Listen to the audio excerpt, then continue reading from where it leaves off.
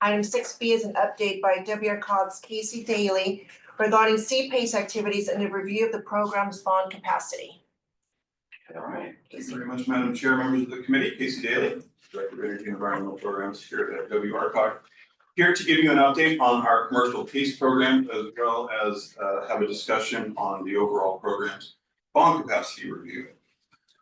So before we get into all the fun stuff, WRCOG has a long history with PACE. The state of California created the model of PACE financing. PACE stands for Property Assessed Clean Energy. Back in 2008, with the passage of Assembly Bill 811. Then in 2011, WRCOG, in partnership with a private company, established the HERO program, which provided financing for residential and commercial customers. In 2011, that was limited to the WRCOG subregion. In 2014, the HERO program expanded statewide to now a program called the California HERO program. The California HERO program operated from between HERO and California HERO operated between 2011 and 2020. WRCOG completed over 90,000 residential projects. And then in 2020, our partner in this program, Renovate America, filed bankruptcy. And later that year, the WRCOG Executive Committee discontinued the residential PACE program. So the residential PACE program is no longer active. However, we have the privilege, joy, and honor of maintaining about 20,000 active assessments. And so we have an entire team that does a lot of work on the back end to process those assessments and payments and payoffs and provide customer service. So even though we're no longer generating revenue or new assessments from the residential program, we still have the privilege of servicing those assessments.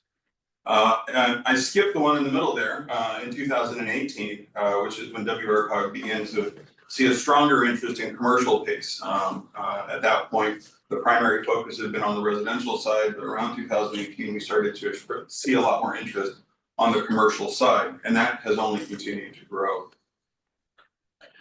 So on the commercial side of the house, commercial PACE and residential PACE both exist under the same legal framework in California, AB 811. But what we have seen is that commercial PACE has been far more popular for a number of reasons. We can talk about that in a bit, but has become far more popular and has expanded throughout the nation. So 40 states at this point offer commercial PACE financing, and you can see there, about $7 billion worth of investment. California, the birthplace of all of this, has about just under $2 billion in investments for commercial PACE projects. So what is commercial PACE? That's a great question. Commercial PACE is a financing mechanism, and it allows for commercial property owners to make improvements to their businesses, to their developments, in the form of a financing. That financing is then paid on their property tax bill as an assessment. And so these improvements include things like energy efficiency, renewable energy, water conservation, seismic hardening, battery storage. So a wide range of improvements can be made. And commercial PACE also differentiates itself from residential in many ways, but in one, which is one of the things that we've seen on the commercial side, which is why it's very popular, is that we allow for new construction. So on the residential side, it was retrofits only. With commercial, it's new construction. There's also the opportunity to do look-back financing or refinancing. So, a commercial property owner can restructure some of their existing debt into a commercial PACE loan within a certain period of time. This actually allows the property owner to bring back some of the money and put some of that onto the assessment. A couple other really kind of super important differences here, and you can see one, the national footprint there between residential and commercial, 40 states compared to 3. And the main reason that you see the commercial PACE growing around the country is you're dealing with a different kind of borrower altogether. With residential PACE, you're dealing with individual homeowners who are, that's what they are, just individual people like us. On the commercial side, you're dealing with a far different set of customers, much more sophisticated borrower. It's a business transaction. You've got attorneys on both sides of the equation. And so it's a far more complicated process. Timing is another kind of proof point here. Timing for a residential project happens like that. You wanna sign up, boom, boom, pow, you're done. Commercial projects take weeks, sometimes often months, if not more. Lupe's in the back, she can attest to the amount of projects we have on our pipeline that are like, okay, well, this one's still, they're working through it, months for projects to get going, because among other things, lender consent is also required for all of our commercial deals. So back to the region, we've had some good success here in the region, and we found that commercial PACE really does help support our local government's economic development initiatives. You can see some examples of projects here in the region that have been done using commercial PACE. You can see here, year over year, beginning as I mentioned in 2018, started to see some interest, and over the years has really ramped up. The other interesting thing is that there's no real rhyme or reason to the number of projects or the dollar amounts, because some projects can be a $5 million project, some projects can be a $50 million project. So it really just kind of very market driven. So WRCOG currently has Nuveen Green Capital. Nuveen Green Capital was formerly formerly Greenworks. They were acquired by Nuveen and became Nuveen Green Capital. And so they are WRCOG's only authorized PACE program administrator, and they have access to our statewide program. So what's WRCOG's role in all of this? We are a bond issuer. At the end of the day, we are a conduit bond issuer for the issuance of limited obligation bonds for projects that meet strict requirements that are established in program reports that are reviewed and adopted by the WRCOG Executive Committee. Our other role, so we also must conform to our maximum bonded indebtedness levels, which is currently set at $500 million for the Greenworks program. And so if you hear me use Greenworks or Nuveen, it's the same company, and so if I just interchange them, that I'm talking about the same entity. So, what kind of bonds are these? These are not general obligation bonds. You all are familiar with general obligation bonds within your own agencies. These are secured by the full faith and credit of your agency. Limited obligation bonds, on the other hand, are not. They are secured by one or more specific sources of payment. In this case, these bonds are secured by the assessment that is placed on the property that lives as a lien against the property. So limited obligation bonds are what WRCOG issues. And these are, again, as you can see down there in the bottom, secured solely through the assessment revenues. So in no case are WRCOG nor any of our member agencies' treasury at risk. So we are required, to do a number of things regarding disclosures, and part of that is to increase our maximum bonded indebtedness levels on a periodic basis. I just want to note here that increasing the capacity levels does not automatically authorize the issuance of any bonds. It doesn't automatically authorize the issuance of any bonds. And then again, as I mentioned before, the financing must comply with criteria established by the executive committee to get approved. Okay, now you might be sitting here thinking, well, this sounds great. Sounds like a very interesting program, but Casey, what do I care? Why am I here? Why are you listening to me? And I would tell you that that's a great question. And here's why.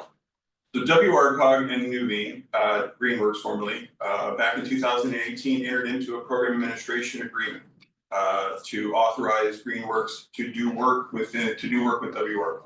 At the time, the executive committee authorized $150 million bond limit for the Greenworks program. 2019, the executive committee increased that capacity to $200 million. And then this past December, the WRCOG executive committee entered into a second administration amendment to the administration agreement, that increased the bonding capacity to $500 million.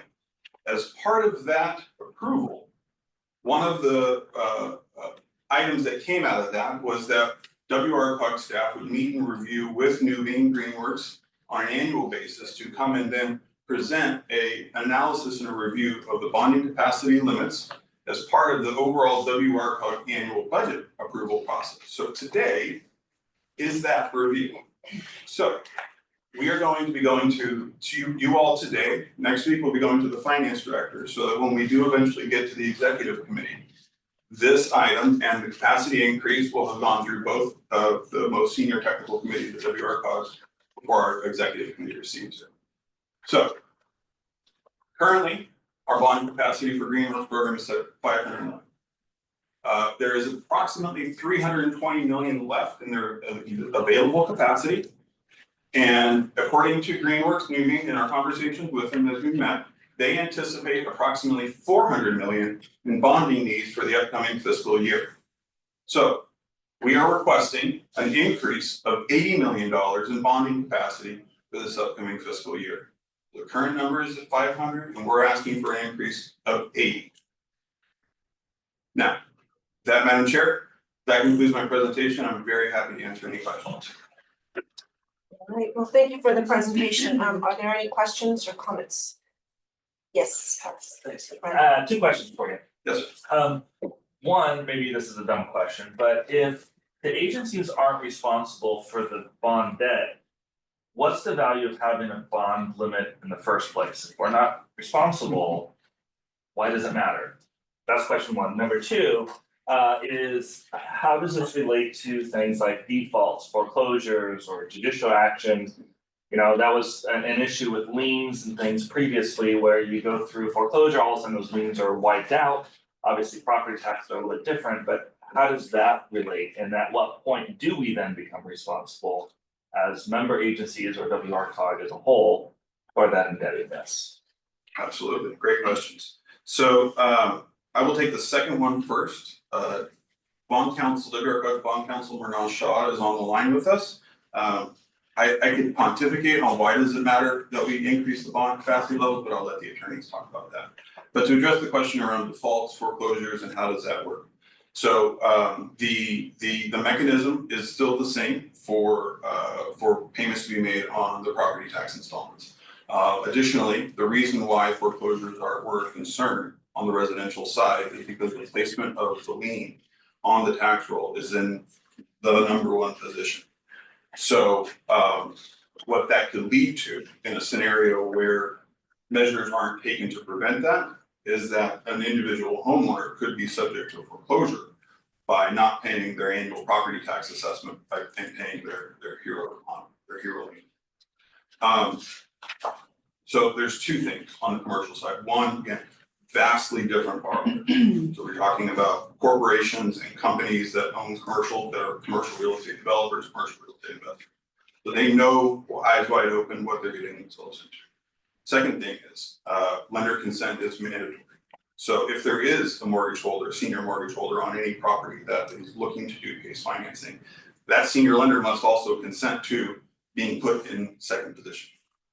The third thing that we do specifically here at WRCOG to prevent foreclosures to the greatest extent possible is that we have a third-party arrangement that effectively operates as a private teeter program. So we partner with a third-party company who every year, when we get to the point in time where we see that we have assessments that are delinquent, particularly on the residential side, because the executive committee has set policy not to initiate foreclosure proceedings on a residential homeowners, but this applies to the commercial.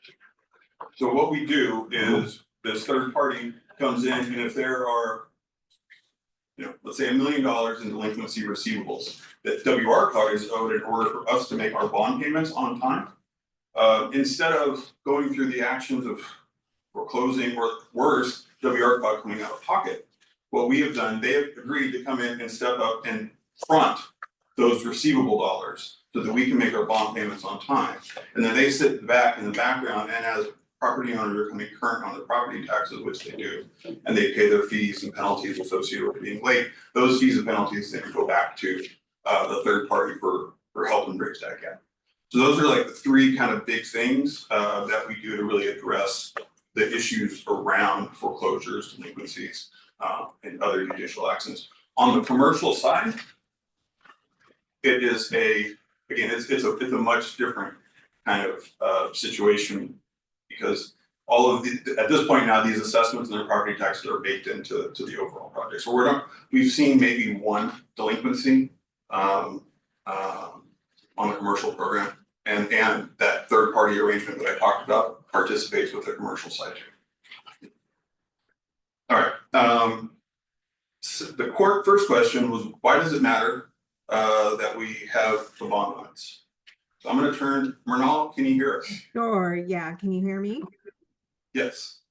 So there's a statutory requirement under the government code that requires disclosure of certain elements. It's called the good faith estimate. So I'm sure several of you have seen this when you've done your own bond issues. It requires you to disclose the maximum principal amount of bonds that will be issued, and then the true interest costs, the total cost of the financing, and the total debt service payments. And so in order to comply with that government code provision, the executive committee has to establish a maximum bonded indebtedness amount.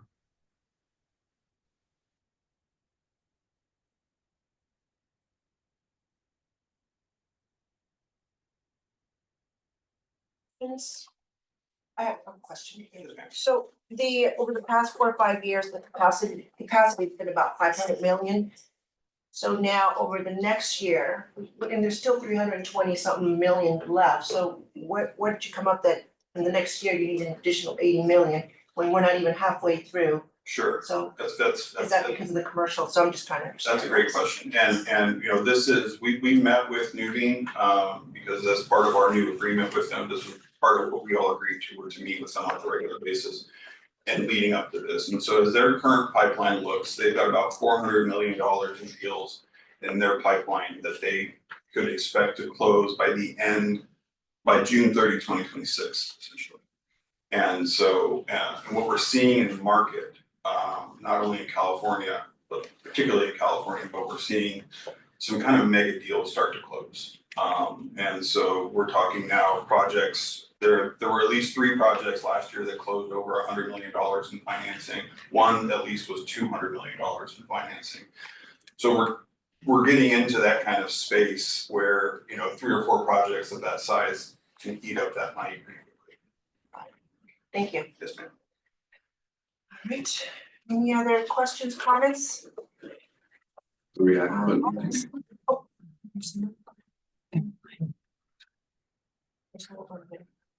Is there a question online? I just have a quick question. I'm sorry if I missed it on the presentation. This is Grace with March JPA. Could you just very briefly talk about the projects and the types of businesses tied to those projects? Are they industrial? Are they business park? What's the share of projects? Sorry if I missed it. No, not at all. It's a great question. Thank you for asking. Commercial PACE works on any commercial office, any commercial building, essentially. And so we do see a lot of interest both on the hotel and multifamily side, simply because the nature of the improvements, the nature of the investments, if you're talking about water control systems or water reduction systems, you have a lot in a hotel. So we see a lot of multifamily, we see a lot of hotels. We are starting to see more office parks come in.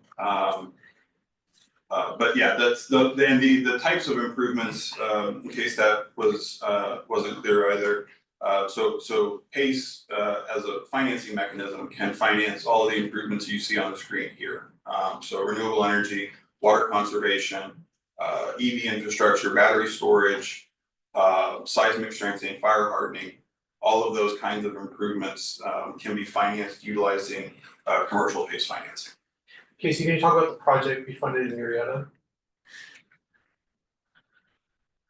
So we have a couple of projects. The West Coast exotic cars is kind of a fun one to talk about because that was actually a retrofit of an existing building. And we were able to do lighting, HVAC systems, and we're seeing a lot more of you see a lot of solar, but with the new construction, the amount of eligible improvements are so many that you're talking about anywhere from 20 to 25% of overall construction costs could be considered PACE eligible. I hope that answers your question.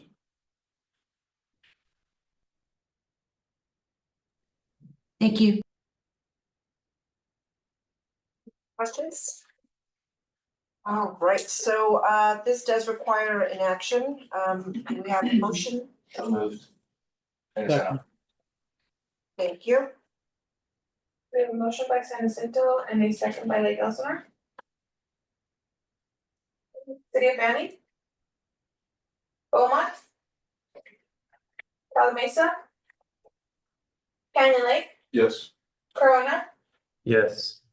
Eastville, Aye. Emmett, Yes. Purple Valley, Yes. Lake Elsinore, Yes. Menifee, Yes. Moreno Valley, Yes. Murrieta, Yes. Norco, Paris, Yes. City of Riverside, Yes. San Jacinto, Yes. Temecula, Yes. Wildomar, Yes. County of Riverside, Eastern Municipal Water District, Western Water, Yes. Orange JPA. Yes. Thank you, that concludes the roll call voting for this item and it passes unanimously. Thank you very much. Thank you.